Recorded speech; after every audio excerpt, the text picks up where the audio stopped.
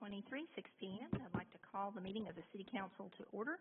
I'd like to ask Pastor J.C. Hopkins from Cornerstone Word of Life Church to come and deliver the invocation. And seeing that he's not present, Mayor, would you mind leading us? I'll do that, yeah. You can stand, please. Dear Lord, we thank you so much for this wonderful day.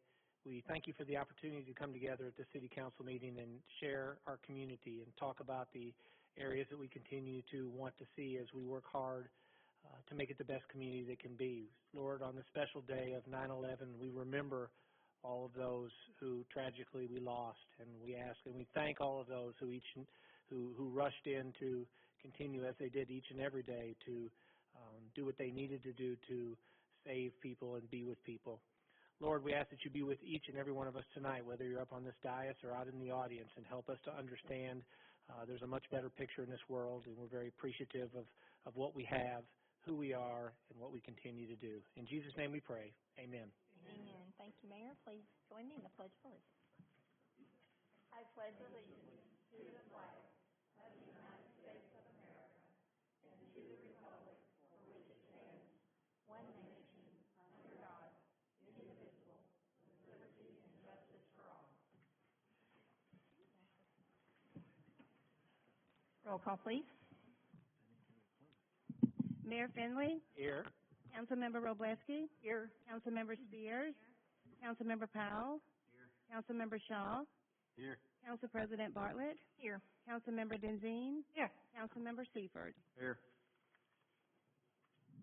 Next, we have approval of the minutes number 2023-09-WS dated August 28, 2023. Move to approve. Second. A motion by Shaw, second by Spears. Oh, right. I'll get the amendments to Jen just a moment. Any discussion on minutes? Seeing none, ready for a vote? Councilmember Shaw. Aye. Councilmember Spears. Aye. Council President Bartlett. Aye. Councilmember Wroblewski. Aye. Councilmember Powell. Aye. Councilmember Denzine. Aye. Councilmember Seifert. Aye. And the motion passes. Next, we have minutes number 2023-16-RG dated August 28, 2023. Move to approve. Second. Okay, motion and second. Any discussion? Ready for a vote? Councilmember Shaw. Aye. Councilmember Powell. Aye. Council President Bartlett. Aye. Councilmember Wroblewski. Aye. Councilmember Spears. Aye. Councilmember Denzine. Aye. Councilmember Seifert. Aye. And the motion passes. Mr. Kilgore, do we have any amendments to the agenda? We do. HR has requested that we remove item B under the Department Reports for Human Resources. This would be resolution number 2023-280R. Okay, and with that, the agenda is approved. Next, under presentations and awards, we have a presentation and proclamation by Mayor designating the week of September 17th through 23rd, 2023 as Constitution Week. Gentlemen that are with us that usually I meet in our conference room, but we're thrilled to have you guys. Anybody wants to come on up? And it's a proclamation for Constitution Week. And I'll go ahead and read a little bit of this. It's whereas September 17th of 2023 marks the 236th anniversary of the signing of the Constitution of the United States of America by the Constitutional Convention. It's fitting and proper to accord official recognition to this magnificent document, its memorable anniversary, and to the patriotic celebrations which will commemorate the occasion. So now, therefore, I, Paul Finley, Mayor of the City of Madison, Alabama, do hereby proclaim the week of September 17th through the 23rd, 2023 as Constitutional Week in the City of Madison, Alabama. And I know there's 5 different chapters, so I'll give each one of you one that is signed and let you go from there. I'll give you one. There you go. And one last one. And I'll let you say a couple words if you'd like to. I absolutely would. September 17th, 236 years ago, Constitution of the United States was approved. That is the framework for everything we do here. Every one of these individuals took an oath to preserve and protect that document. We need to remember it. I hope that you all might join us on next Sunday, September 17th at Faith Presbyterian Church. We will have an event called Bells Across America. DAR chapters across the country try to simultaneously ring bells at 4 p.m. Eastern Time to mark the time that, according to tradition, the bells were rung after the Constitution was signed. I have constitutions I'm going to give to each member of the Madison City Council. I'm sure they all have one. They'll probably share this one with someone else. A great document to read. Take the time to do it.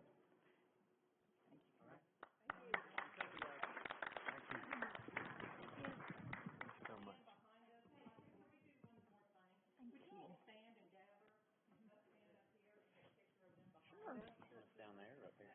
Even behind us, that you'd be up higher, and that you should be up higher. No, we should not. Thank you. If I get everybody, Yep, there we go. No, you're fine. You're fine. Don't crowd in. You're fine.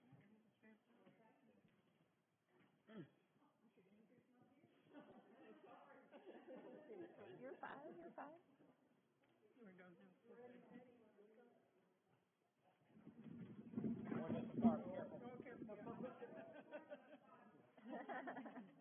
Just make sure they're balanced.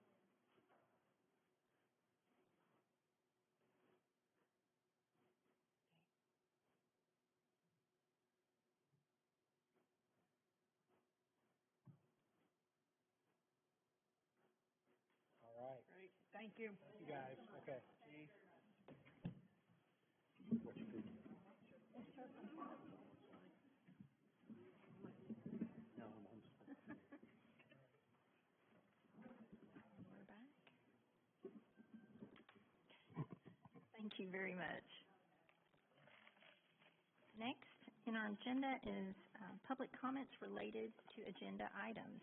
Each speaker will have 3 minutes. Please state your name and your district, state the agenda item you are speaking to, and please say general comments until the end of the meeting for that portion of the agenda. I have one comment card that has been turned in from Bernadette Mayer, District 5.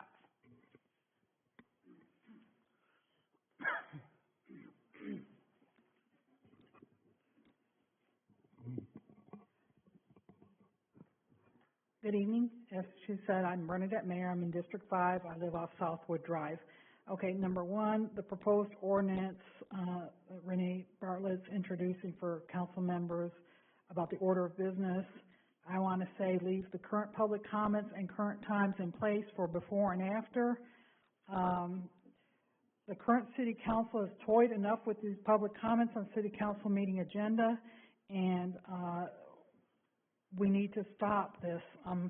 I don't even know if this first reading with public comments alone at item F is for continuing with 3 minutes or 5 minutes, but irregardless, I think that 3 minutes before and 3 minutes after is what you guys have done, changed it to, and I think it needs to just stay there. Okay, number two, the HR job classification thing that was removed, so I won't talk about that right now. Number three, under legal, asking for spending $5,000 a month for some lobbying services for 1 year period. I understand that this is somebody that's been doing this work in the past, but evidently, you know, we have a new job classification of a lobbyist. We have gone from 10 to 16 to 17 departments, economic development, planning, revenue, mayor, all these areas, city departments. We're focusing on city departments and jobs and things within the city.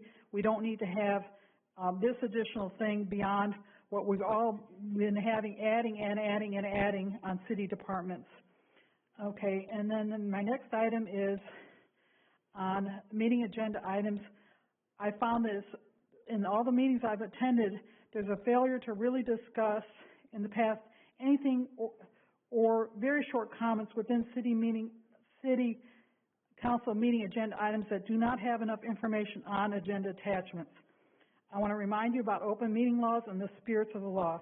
Desire for transparency on issues and reasoning on voting aye. City council member transparency.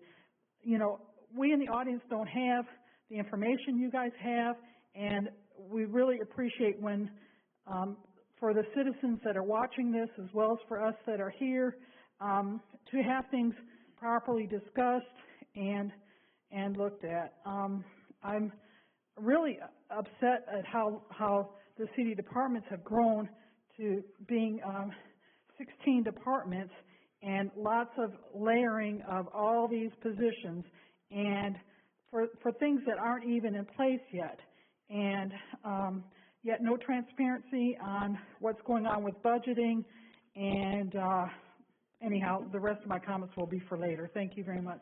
Thank you, Ms. Mayor. Is there anyone else who would like to address the council on an agenda-related item? Margie Daly, Karen's district. Constitutional proclamation. How ironic, the night you take our free speech away again. Okay? You silenced the public speech once again. We need our full 5 minutes back at the beginning, or the front and back the way we were doing it. We realize you have lost your way on our Constitution and any constituent services. Cities aren't built by rushing to hand out tax dollars to developers, friends, family, MVPs, and on. It was obvious that quorums go on behind closed door, with Greg Shaw trying to bring this up at the last council, and he got the death ray look from the council president, Bartlett, openly defying the Open Meetings Act continuously. Congratulations to Ranae's spouse for taking over as the chess club agent, keeping it all in the family. 293, 12 acquisitions of property. We no longer can negotiate with our neighbors and taxpayers. We must pay firms $18,000 to cut down the neighbors' property values for developers. 280, what has become of our beautiful small city? All-powerful council, as if we're a city of millions with 16 departments plus MU, unknown of the number of classifications. How many grade 17s must we hire? I have requested this by Freedom of Information and was refused by Mr. Kilgore as idle curiosity. Not my concern of the overreaching, overspending, and overall nepotism. The good old boys and girls active, large, and in charge in Madison City. Why aren't residents entitled to know how many employees we have? And yet we get no services. Then we have 305, the fiber lines. I think we're now calling 23A, that would be the Hexagon project. The deal gone sideways. Instead of fire and safety, we have an employee gym and proposed pickleball courts for the few. Then we also have a SWATEC, the lobbyist down in Montgomery. Now we have hired a whole marketing department with a lobbyist position, yet we still need to keep on SWATEC. The redundancies that you guys have created are unnecessary, and I think we ought to look into them.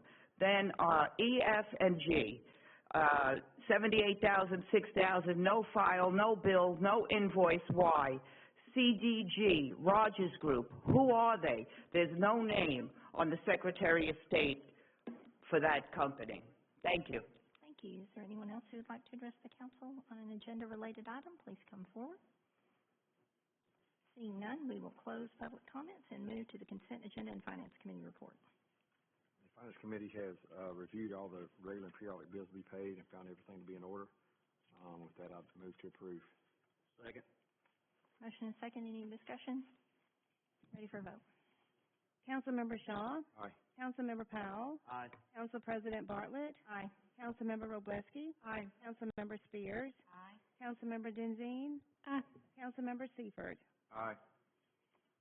And the motion passes. Presentation of reports, beginning with Mayor Finley. All right, and a couple quick things. The budget has now gone through the Finance Committee, if I'm not mistaken, and is to the full council. Is that right? Yep. Yeah, we got our Okay. today. Okay, so they all have that. Secondly, Trash Pandas finished their season yesterday. From what I hear from them, attendance as far as the entire season will be right at what it was last year, give or take a couple, and we'll get the full accounting for that. And one thing about that is they continue to be up to date with any payment that they owe us for this year. Third, the James Clemens Homecoming Parade is this Thursday at 5:30 down County Line Road. Still something that we do that's really neat from a community standpoint. So again, Thursday, 5:30. Please make adjustments for that hour or so as we enjoy that. Fourth, there is, what's that? I've got 5:30, but I think we meet at 5. yeah, we meet at 5, and I think it's 5:30. And then two other things. One, this coming Saturday at Toyota Field is the AUSA Redstone Arsenal team is playing the Patriot amputee softball team, a phenomenal group of men and women.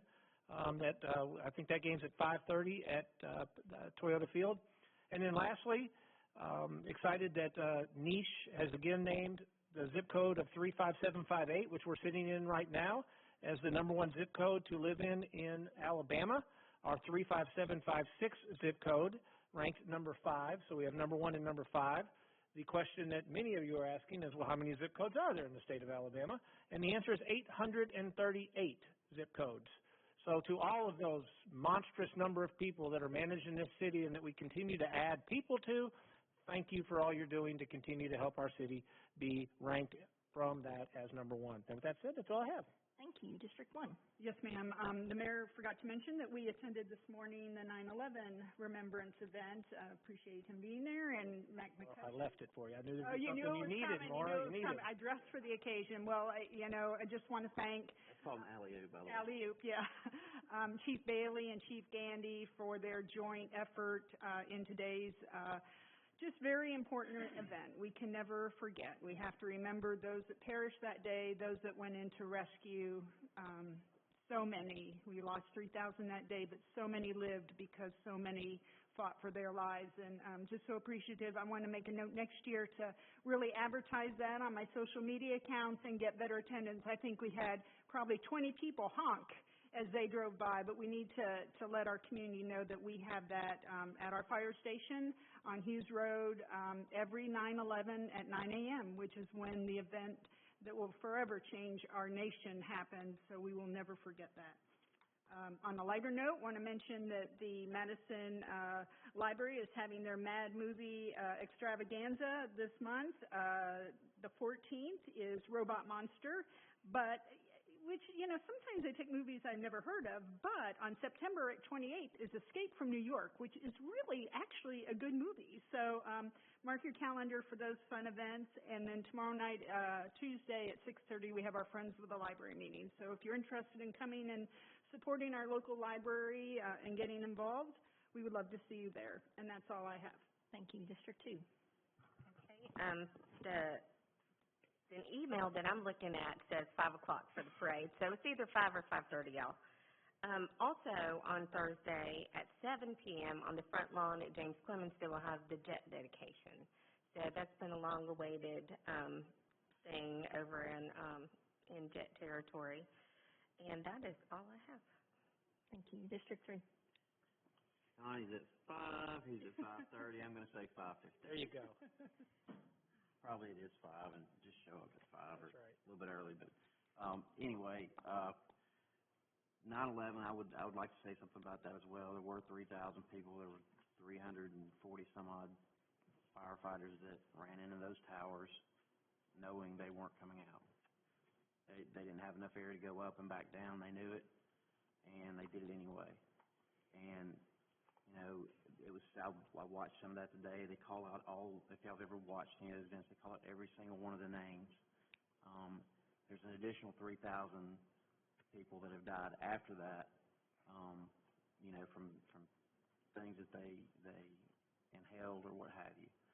And one thing that was said is the firefighters pull them out, the EMTs, the police officers, the nurses, all those people pull them through. And, we have to take on some of that too as citizens. That's what we do. And let us not forget that, and let's not forget the people here, because that's exactly what they would be doing. And that's all I've got. Thank you. District 4. No new business. District 6.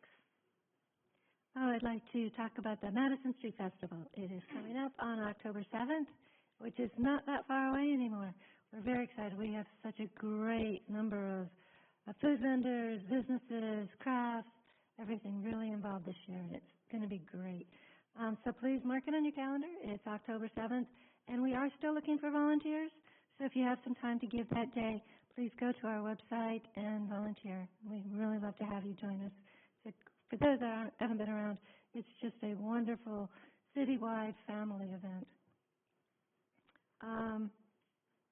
Also, I do believe the budget work session is scheduled for September 19th at 4 o'clock. Is that still correct? That's correct. Right. So I would encourage anyone who is interested in our budget to attend that, to learn more, to talk, to listen as we talk and discuss what the next budget is going to look like. I think it's important for all citizens to be knowledgeable of what our budget looks like. I'd also like to add my thoughts to the first responders. I am so grateful for those that have sacrificed and have done so much to protect us in this community. I'm grateful to our police and to our firefighters. We are very blessed to have such dedicated individuals here to keep us safe, and I just wish to express my appreciation for that. And that's all I have for this evening. Thank you. District 7. No new business. Okay, under my line item, I have the proposed ordinance number 2023-0306, repealing and replacing the order of business for council meetings. We discussed this at our last work session, and it was the consensus that this should be presented to the council to go back to the way we originally had it. I heard from different council members throughout the period after we changed the order and split public comments, where public comments on agenda-related items are at the beginning and general public comments are toward the end. After trying this out for a period of time, I got the sense from the work session that the council was ready to go back to the way that it was previously, so that all public comments would be at the beginning of the meeting. I'd just like to open that up for any discussion. If anyone has any comments they want to add to that characterization of what we discussed at the work session. And this is a first reading, correct? This is a first reading. If council wants the order to go back to the way that it was, we could waive first reading this evening, suspend the rules, and vote on the ordinance tonight. And then at the next meeting on September 25th, we would go back to the way that it was. Do we need a motion first before we suspend the rules? We would need a motion to suspend the rules if that is what this council would like to do. Move to suspend the rules. Second. Okay, we have a motion and a second. Any discussion on going ahead and voting this evening? The first vote will be on suspending the rules. Okay, you want to do that and then get into the discussion of why we think it's important to change, or? Yes, the first discussion is simply on suspending the rules and doing the vote this evening. So we have a motion and a second. Any discussion on suspending the rules? Seeing none, we're ready for a vote. On the motion to suspend, it needs to be a unanimous vote in order for us to move forward. Ready? Councilmember Powell? Aye. Councilmember Shaw? Aye. Council President Bartlett? Aye. Councilmember Wroblewski? Aye. Councilmember Spears? Aye. Councilmember Denzine? Aye. Councilmember Seifert? Aye. And the vote is unanimous. Now we move to the motion that's on the floor, which is proposed ordinance number 2023-306. Move to approve. Second. Okay, motion and a second. Open for discussion. So what are the details here? I mean, I know moving back to what we had, just to refresh everybody's mind. So the ordinance, the way that it existed before it was changed, was 3 minutes of public comments at the beginning of the meeting, not splitting public comments. It could be on any topic or an agenda-related item at the beginning. And they would still have the opportunity to speak during the public hearings as well. Of course, yes. That did not change in terms of public hearings, and you still get 5 minutes for public hearings. I continue to believe that I think the voice of the people does come first. I do want to see the public comments move back to the beginning so that they can speak. But I also would like us to have a separate section like it turned out where people can talk on public comments, but also address specifically anything that's in the agenda. So they could have 2 times to speak so they still get their voice out. But I just do like it at the beginning when everyone is here and listening to what the people have to say, because it's the people's voice first.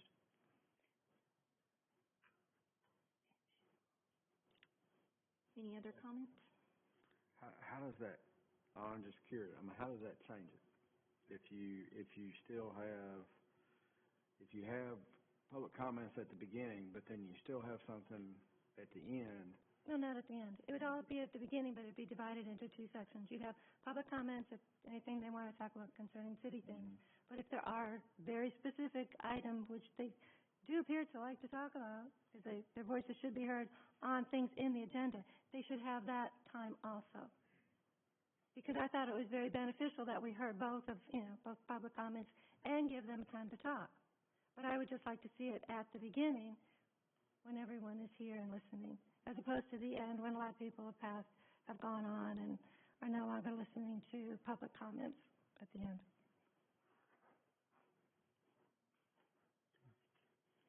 Any other discussion on the motion? Okay, ready for a vote. Aye. Councilmember Shaw, Aye. Council President Bartlett, Aye. Councilmember Wroblewski, Aye. Councilmember Spears, Aye. Councilmember Denzine, Aye. Councilmember Seifert. Aye. And the vote is unanimous, and it passes, and we'll go back to the way that we were doing it before. We amended, and we will have public comments at the beginning on any and all items for 3 minutes. Okay, we have one board committee appointment. Who has zoning board of adjustment? That would be me. Okay. And it's Michael Scott Harbour. Michael Scott Harbour to place 2. And it's for the zoning board of adjustments and appeals.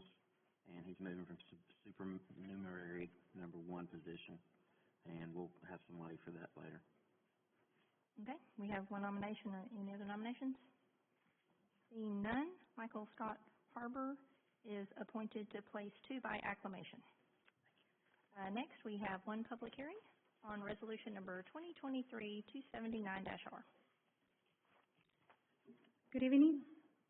The Revenue Department has one public hearing tonight, and this is resolution number 2023-279-R, and this is a request from the Leaf Cigar Emporium, LLC, doing business as the Leaf Cigar Emporium. The business has requested a lounge retail liquor Class 1 license for their location at 12110 County Line Road, Suite B. The reason that they are applying at this time is because this is a new business in Madison, and everything is in order for this item to be considered. Thank you. And is the property owner here or anyone who They are here. Do they want to speak or No. If you guys have any questions, they are here to answer. Okay, we're going to open public hearing on this item. Please state your name. Margie Daly, Karen's district. Okay, so it's been months upon months. We've been asking for a policy with school zones. We need to, with these liquor licenses, obey the 1,000 feet school zones, but you guys eliminated that policy. So now, we're not making any policy. We're just humming along, giving anybody everywhere a liquor license. I've also requested that we get a map of where the new liquor licenses are going because, you know, we're just handing these out like candy, and we really need both new policy, which we, the public, have requested from you, and you refuse to even look at it. This is much like the original policy for public speaking was 5 minutes in the beginning, not 3 minutes. So you have taken our free speech tonight, ironically, on the day they gave this proclamation to the Constitution. Our own representatives that we voted on have taken away our free speech. All we want is it back. If you don't want to give us the time at the end, then give us the 5 minutes. I mean, cutting it down to 3 minutes, you are taking And this free is a speech. public hearing on a retail liquor license. So I'd like to know why you have never put out a map or have not worked on any policy in 3 years, any CIP or policy, and our school zones need to be delineated. I mean, we have requested this numerous of times. And yet still, we have no maps of the liquor license. We're just handing them out at every public meeting. And I ask, and you just look at me and like, who are you? But thank you. Thank you. Is there anyone else who would like to speak during public hearings?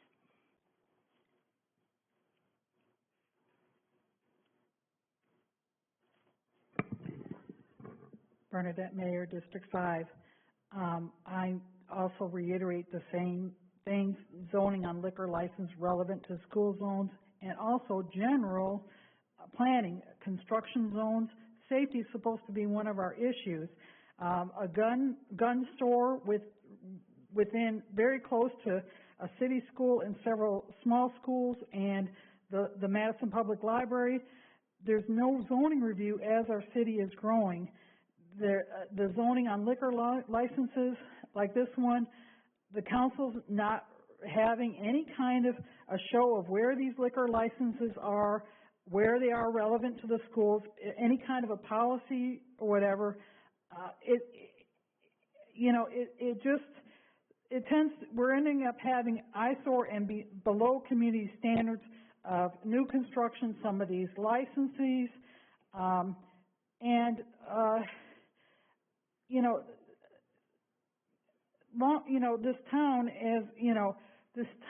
the city is growing, but it's not growing beyond this. You guys have hired a whole bunch, expanded your departments and everything else, and yet you can't work on zoning. I requested that the planning department have maybe some new faces in there and listen to what the public is saying, but instead nothing is changing, and this stuff is just getting pushed through. It's interesting that safety is such a big issue, but not relevant to school zones. And as far as city planning, this zoning stuff really, really is very disheartening. And I really want to say, we elect you guys, and, we're looking for a good 2024. We're going to have a new election 2025, but honestly, you guys are railroading us terribly. Thank you. Is there anyone else who would like to speak on the public hearing on the retail liquor license? You said that the owners are here. Can I ask them a couple of questions, if that's all right? I'm going to go ahead and close public hearings at this time and let you proceed with your questions. Yes, sir. I was going to be for sure. Y'all going to serve like young children, like whiskey drinks or alcohol drinks? No, sir. No, sir. They pull up on like a tricycle. Y'all are good. Y'all ain't going to serve them. No. You going to let them smoke a cigar or let them cut ends off of them? No, sir. No, sir. All right. We're going to make sure we're keeping everybody safe. Yes, sir. This is a high-end premium cigar lounge. If you're familiar with Sept downtown, it's going to be something similar to that. Absolutely. Yes, sir. Good deal. I just want, we're going to be safe. Of course. We're going to check all the boxes. We had to ask the question. By the way, we have security clearances. I'm a veteran, so no. There you go. We would not risk any of that. Okay. Well, we really do appreciate y'all. Yeah, thank you for your investment in Madison. Can I ask one first? I wholeheartedly thank you for your investment. One thing, because you guys are right next to Goodland Courthouse, and then of course Cork and Crush. So I guess the one question I would have is, as a cigar bar that could infringe on ventilation and that kind of thing, is there special things that have been done there too? There's provisions in our lease as well. We've invested a significant amount in ventilation. We also have an outdoor area as well. Perfect. Thank you. Any other questions from council? Okay. And the public hearing is closed, and seeing that there are no other questions from council, we have a... Yes, I would add.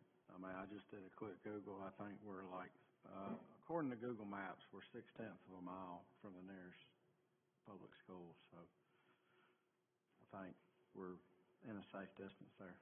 And given the fact they're not going to serve, middle school kids, or I think that's probably all right. Okay. Do we have a motion and a second? Do we already have a motion? No. I don't know that we have a motion and a second. I think we started. Okay. Second. Okay. Motion by Seifert, second by Wroblewski. Any discussion? Ready for a vote. Councilmember Seifert? Aye. Councilmember Wroblewski? Aye. Council President Bartlett? Aye. Councilmember Spears? Aye. Councilmember Powell? Aye. Councilmember Shaw? Aye. Councilmember Denzine? Aye. And the motion passes. Thank you, Yvonne. Thank you. Department reports, beginning with engineering.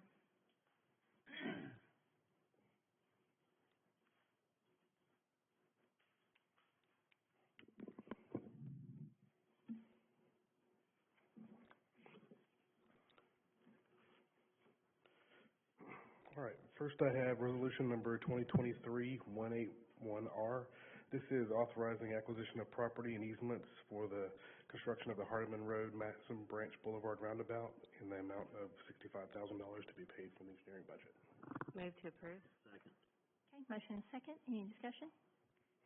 Do you have a map that, wasn't there a map attached to the agenda? Do you have that to show the people? I don't know if they have it available. No. The map to show exactly where that roundabout which piece was of property and what is properties involved. Are you asking about which of the pieces of property in this vicinity it is, or just a general map of the area? Well, just so the people have a greater understanding of what it is we're talking about. Okay, there's nothing prepared, there's no slide prepared for that, but this is the southwest corner of the proposed intersection. And I would just add that there is in the packet a picture of the overview that shows precisely where the property would. So even though there's not a slide right now, it was prepared in part of the packet as well. And we've seen it before, where the roundabout is going, right? Right. Previously brought to you and acquired the property on the north side. Right. So this went through a condemnation process and a negotiation, and they finally agreed, and this is just the authorization of that acquisition. Thank you for clarification. Okay, any other questions? All right, ready for a vote. Councilmember Spears? Aye. Councilmember Powell? Aye. Council President Bartlett? Aye. Councilmember Wroblewski? Aye. Councilmember Shaw? Aye. Councilmember Denzine? Aye. Councilmember Seifert? Aye. And the motion passes. Next. Okay, next is resolution number 2023-293R. This is authorizing a professional services agreement with Nivens and Associates appraisals for appraisal of 12 property acquisitions required for project number 22039. This is the Seegers Road and Masil Drive intersections, not to exceed $18,000 to be paid from the engineering department budget. This is $18,000 for the appraisal, not $18,000 for the acquisition of the property. This is how we find out how much the property is. Move to approve. Second. Motion second, any discussion or questions? Glad you put it for 18,000 would be awesome. Yeah. Yeah, I know. I was glad you clarified that. Hey, so just question on this, and I should have asked a question on the other. Obviously, I mean, you anticipated this as part of the budget to execute those projects. Is this under, over, in line with the anticipated amount? This is in line with, this is more or less in line with what we expected for the contract to do the appraisal, yes. We have some money in the budget. I don't have the number off the top of my head of what we expect to spend on acquiring these. But this is in line with what we've set aside. This is actually a little bit lower. We tend to be pretty conservative on this. Okay, thank you. And one thing I'll add is we had continue to have good meetings with the schools. You know, this is an area that directly impacts the new elementary school. Continue to work well with them as far as understanding how we support making sure it's safe at those intersections, and that's one of the things they're looking at too. All right, cool. Thank you. Any other questions? Well, I was hoping that you have a map for this one because there wasn't one in the packet. There wasn't one in the packet? Just so I have a good understanding of Okay.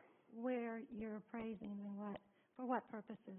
This is, the appraisal is to widen Mace Hill Road where it connects from Seegers back towards, well, the previous, where they're going to run that road all the way through. The developer's working on the road and the roundabout, and then the school's going to work on the road directly in front of the school, and then this is where Mace Hill's going to tie into that to make it a through pass from Hardeman all the way past those residential developments, past the school, on to Mace Hill, and then on out to Seegers. So this is to acquire easements and right-of-way along those properties on the north side of Mace Hill, the one big tract on the south side of Mace Hill, plus a little bit on the Seegers side too, where the intersection is. Okay, so just so it's clear, it's connecting where the school is over towards Seegers. Well, the proposed school will be correct, yes. Right, okay, and how much land do you think we're going to need in that area? They aren't completely finished with the plans, but probably 20, 25 feet maybe. Okay. On some of, I mean, it's different on different ones. So it's, it depends on which side you're looking at, north side, south side, and how they align the road. They're still working on finalizing the plans, but it's 20 feet or less in general. Okay, because I drove down through there and I was just wondering how much pretty narrow right now. You're planning on taking and stuff. Yes, ma'am, and there's some complications too with Limestone County, as some of those roads weren't necessarily right of way; they were prescriptive easement, and so we're having to kind of go through that process too. So it's hard for me to give you an exact width because there's not right of way for some of those. Right, they're trying to figure out how much of it we can decide is prescriptive easement, then we can figure out how much on top of that we need to acquire in addition to the prescriptive easement. If that makes sense. So the appraisal is to get the value of that right-of-way property. Just clarifying. Right. Right. Okay. Thank you. The road property and the right-of-way property, correct? No. Well, the right-of-way property is the road property, so first they have to determine how much is going to be prescriptive right-of-way, how much we don't have to pay for because it's been used as a road for 70, 80 years, and to figure out how much on top of that we have to add. Is it 10 feet? Is it 25 feet? It just depends on what they determine as prescriptive easement. Sometimes they just go the width of the road. Sometimes they add the ditch. Sometimes they add where the utilities are. It just depends. It is inclusive. Right. Okay. And again, this is just a contract to get the appraisal. Okay, are we ready for a vote? Councilmember Spears? Aye. Councilmember Wroblewski? Aye. Council President Bartlett? Aye. Councilmember Powell? Aye. Councilmember Shaw? Aye. Councilmember Denzine? Aye. Councilmember Seifert? Aye. Motion passes. All right. And finally, this, resolution number 2023-298R.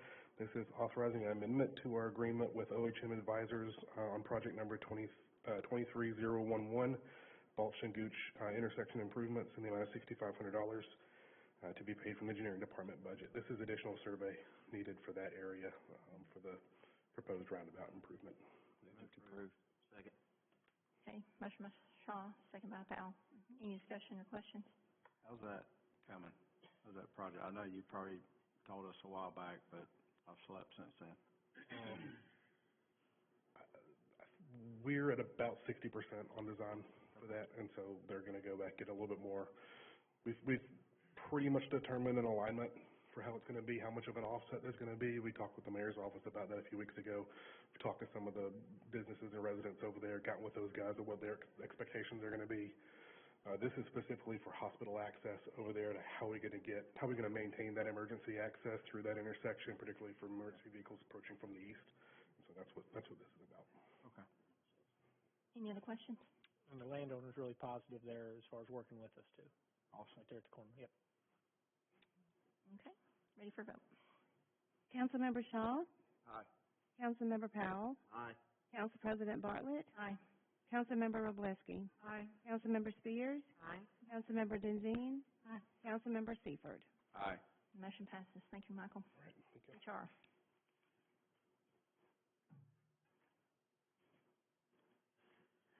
Good evening. I have one item for your consideration tonight. It's Resolution 2023-268R. This is a resolution authorizing an agreement for use of the Insanity Complex property for a city driver safety training event that's coming up at the end of October. Periodically, the city's insurance company sponsors what's called skid car training to train our safety-sensitive employees in how to drive in hazardous weather conditions. And if you've never seen a skid car, it's a car like inside an apparatus that simulates those driving conditions. Typically, that's been held in the city stadium parking lot, but that's much busier now that the school is open and now that they're having post office driver training there too.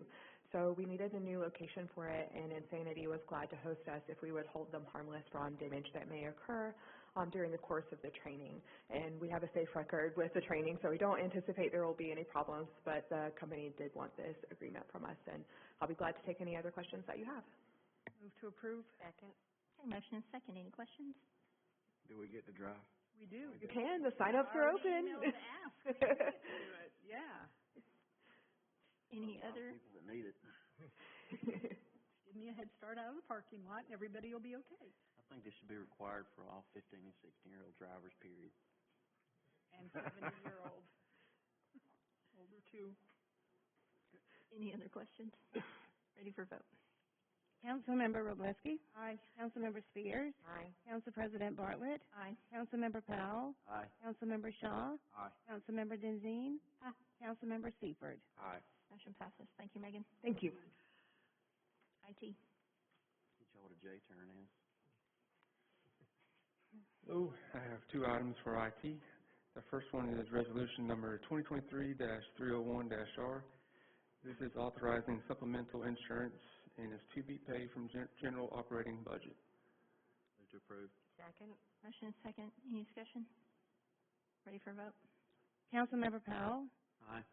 Councilmember Spears? Aye. Council President Bartlett? Aye. Councilmember Wroblewski? Aye. Councilmember Shaw? Aye. Councilmember Denzine? Aye. Councilmember Seifert? Aye. Motion passes.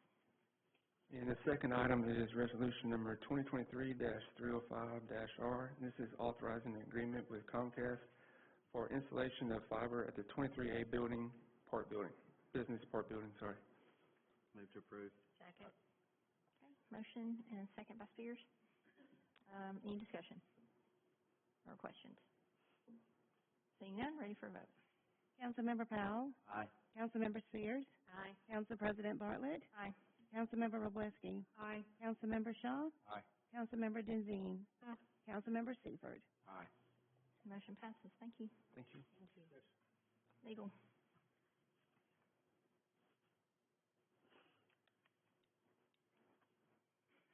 Good evening. Legal has two matters for your consideration. First would be resolution number 2023-297-R. This would be for authorizing an agreement with Swateg Vaughn and Bryant LLC for government relations and lobbying services in the amount of $5,000 per month for a one-year period. These are basically payments that are paid in retainer, but this would be basically renewing a contract that we already have. Move to approve. Second.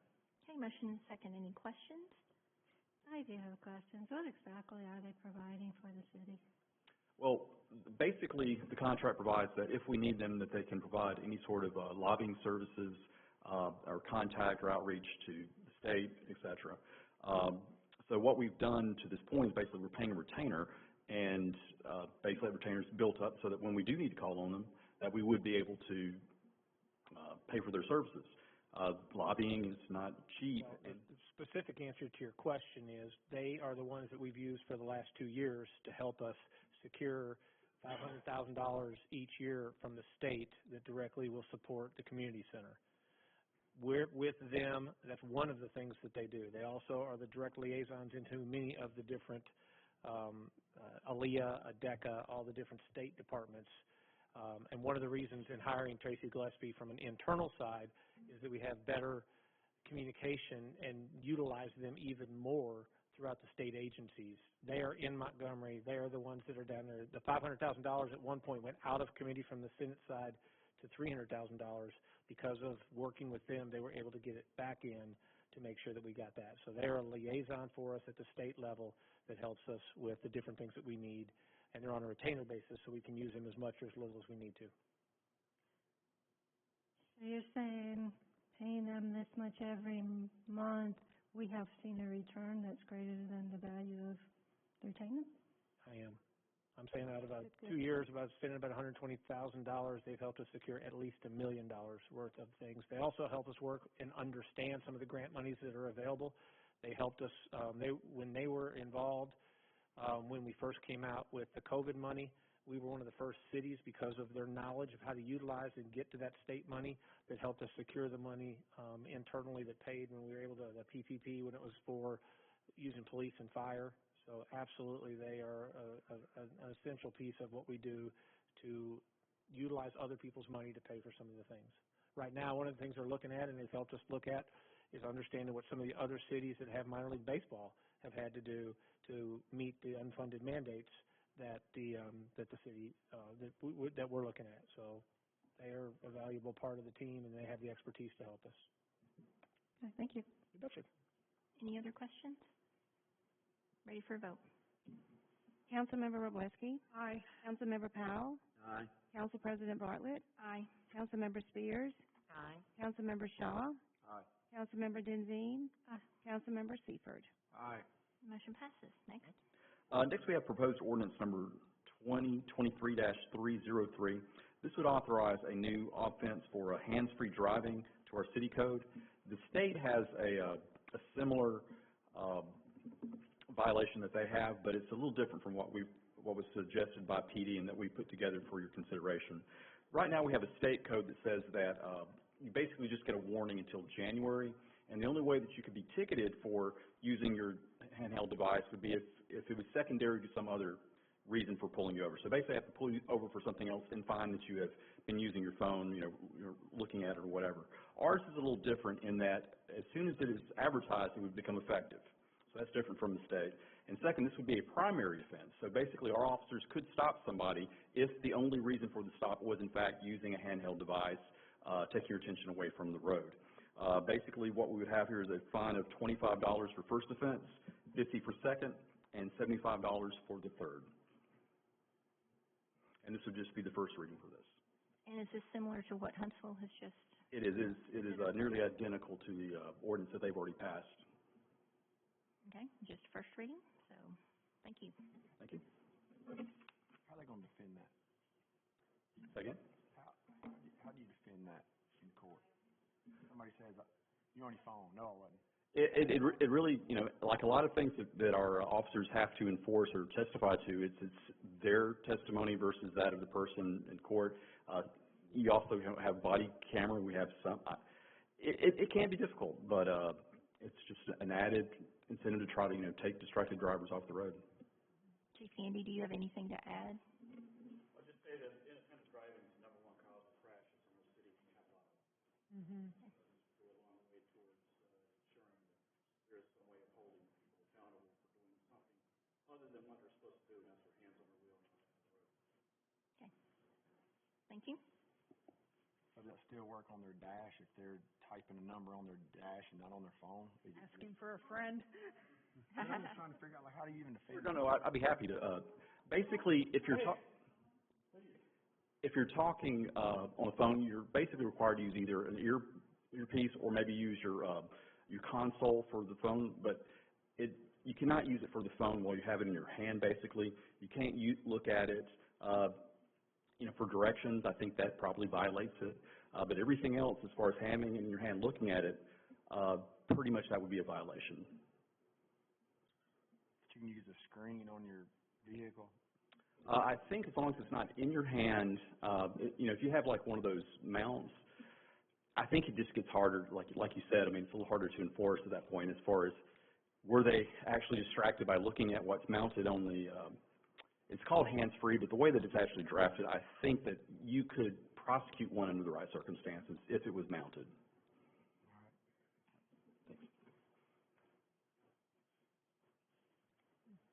Okay. Good evening. Evening.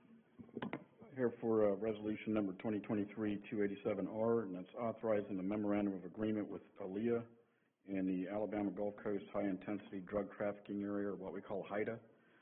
That particular group allows us to deconflict ongoing drug investigations, criminal investigations, and our North Alabama Drug Task Force is part of it. And what this agreement does is it allows us to receive reimbursements from the HIDTA group in the amount of $20,050 for overtime costs for our Drug Task Force detective. Move to approve. Second. Motion and second. Any questions? Seeing none, ready for vote. Councilmember Wroblewski. Aye. Councilmember Spears. Aye. Council President Bartlett. Aye. Councilmember Powell. Aye. Councilmember Shaw. Aye. Councilmember Denzine. Aye. Councilmember Seifert. Aye. Motion passes. Thank you, Chief. Thank you. Recreation. Favorite department head for tonight. Good evening. I have resolution 2023-296-R, authorizing an agreement with the City of Huntsville for scheduling and dispatch services for our Marsh program. We do this every year with the City of Huntsville. Next year it might be a little more. They've informed us that they're changing their computer software to update it. So, but It's going to be hands-free? It is. Yeah. Had to ask. Yeah, they should approve. I have a motion by Powell. Do I have a second? You can even do it. Second. Second by Wroblewski. Now, questions? You can even do it while you're driving, Greg. Hands-free. Any other questions? Ready for a vote. Councilmember Powell. Aye. Councilmember Wroblewski. Aye. Council President Bartlett. Aye. Councilmember Spears. Aye. Councilmember Shaw. Aye. Councilmember Denzine. Aye. Councilmember Seifert. Aye. Motion passes. Thank you, Corey. Thank you, Corey. And we're at the portion of the agenda for additional public comments on any topic. We have one comment card turned in by Bernadette Mayer from District 5.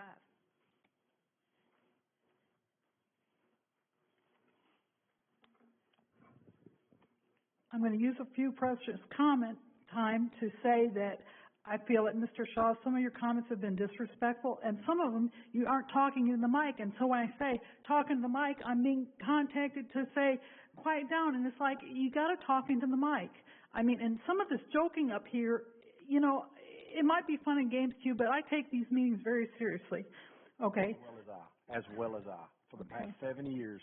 Okay. As well as I. And I do want to comment that I did enjoy that Mr. Seifert at least looked at the distance from the school on that zoning issue. Okay, so I'm very unhappy about our cut in time from, we originally were at 5 minutes before the meeting. Then it changed to 3 minutes before the meeting. And then it was 3 minutes before and 3 minutes after, and that was toying in part around when we had a city election. Now we're back to just 3 minutes at the front of the meeting. Honestly, you know, we've just cut our time from 5 minutes to 3 minutes to three minute split to now just, and I'm very, very unhappy about that. You need to be listening to your constituents. All right, so I'm down to the time that I can't really talk about some of the other things I prepared for, but I'm just very upset about how some of this meeting has gone. And I'm really appalled that the mayor seems to know more about a legal resolution than our attorney does, and the use of the funds. And guess what? Yes, we had added a lobbying position, and so we're spending on this legal stuff plus the lobbying position within house. So, you know, the cost keeps spiraling up, and I'm really, yes, money went to PPP, but some of that money went to small businesses that who knows who decided all of that. So my first comment that I prepared was the care and concern, along with city regulations, to handle issues of LLCs in and out of Madison County that directly or indirectly financially benefit department heads, city council members, mayor, or relatives from city council decisions and funds. Also, care and nepotism practices within city departments tying into these leadership positions. Madison has outgrown these past acceptable practices that circumvent the spirit of the law. Now we have a $60 million budget. Don't know, fiscal year, we're going to have $70 million more. Desire for more above ethics and best use of revenues to benefit the city. All right, the city has grown from 10 departments to 17 departments. City is involved with Madison Utilities. City has grown to currently having close involvement with appointed Madison school board members. The intention was always to move to elected board members, and we went from 6 schools, 5,600 students, to 12 schools, and going to a 13th school with 13,000 students. And I think that the city council needs to allow us to have an elected school board representation. Thank you. Thank you, Ms. Mayor. Is there anyone else who would like to address the public? Margie Daly, Karen's district. Open public meetings. It's obvious that all decisions are already discussed prior to all council meetings. It's recognizable on most videos and at every meeting. It's so disheartening when Ranae chooses who can go over the limit on public speaking. And now we've been usurped from 5 minutes to 3 minutes. It's not true. Excuse me? It's her time. It's her time. Yield my time. Hiding public information by refusing all FOIA requests, outright malingering and ignoring constitutional rights. The house of cards will fall. Okay, the street lights. October 22, we phased in these new LED street lights. I live in an older neighborhood. We have one street light for 4 to 6 houses that have 150 frontage. 900 feet in between these LED streetlights. We have black holes all over the neighborhood. How many motor vehicle accidents have we had? I know of 2 fatalities. The other night, somebody went off by Cliffs Cove into the lake and knocked the electric out in half the city. Everything over on that side, all the way to 72, got knocked out. Now, you cannot see on these roads where the black holes are. I've said this over and over for a year now. Nothing has been done to change it. Baseball stadium. There's 40 to 50 owners according to the internet. Somebody must be making money because somebody just bought in from Arkansas, which I bought the paper in. They violated the law. So I did give that to the clerk at the last council. It's a blatant disregard for safety needs in our city by putting baseball over everything else for a few elite connected people hobbies. That's what we're doing over the citizens. Unfortunately, tonight you have usurped public comment. Some of the sidewalks, we requested sidewalks. Teddy Powell ran on making this a walking city. Some of our sidewalks are not ADA compliant. We've been requesting these safety issues in our city, and we get overrid for the elites' hobby. We're going to spend $1 million for pickleball and $6 million to expand the stadium. Yet we don't have ADA compliant sidewalks. What is wrong? And the lights on the streets, they're not lit. I mean, we are having more MVAs and fatalities in our city, and now we just knocked out half the city on electric because the street lighting is unsafe. You had to buy the poles for, to take that loan for $100 million, the bonds you took. Of course, I get kicked out. Is there anyone else who would like to address the council? Please come forward, state your name.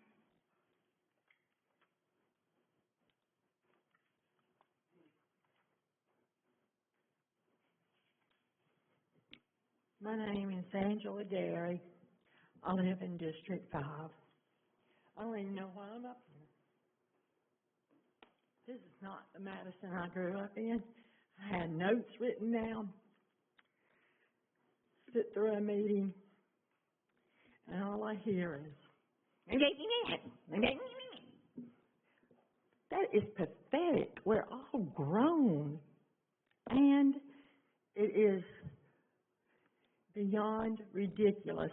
When is it ever okay to be rude to someone that is sitting with you and is supposed to be working with you as a counsel just to be rude to them? I mean, you know, your mother should slap your face if she's still alive. By the way, my mother's been gone for 27 months, but nobody cares about that. If things are to be done right and everything is how it's supposed to be, wouldn't you be a cohesive unit working together? I mean, you ran. Some of you ran twice. Some of you ran 3 times, and you've been elected. We've got 2 more years and 2 more months. And I know some of you are doing the hallelujah chorus and backflips. And I know some of you are thinking, what am I going to do? How am I going to pull this one off? Whatever. Whatever you want to do is fine with me. But there is a saying, and I've read it, and I've worked really hard and not coming down here and not saying things that don't mean anything. And I know things don't mean to some, anything that I say doesn't mean anything to some people.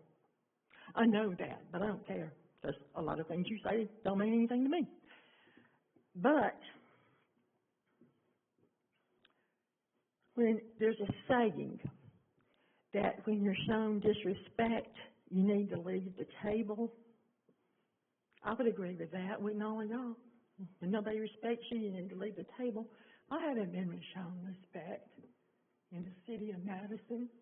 And unless I can gather up some Whitworth people and Mary Margaret Lanier and Walt and Larry Anderson, I've lived here longer than all of y'all and some of you put together. So, yeah, I should leave the table, but you know what? I own part of the table. I own it. I'm not coming every time, but I'm not going away. I will never go to a closed-door meeting again because of the way I was treated. We don't need to go there. I'm working on forgiveness and thankfulness.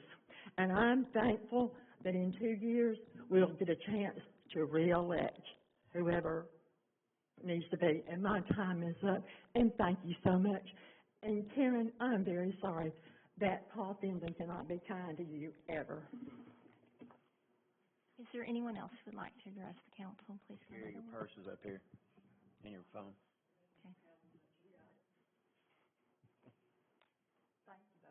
Thank you. Is there anyone else who would like to address the council? Seeing none, we will close public comments. Are there any miscellaneous announcements? I'd like to say something. Okay, go ahead. So, excuse me, Margie.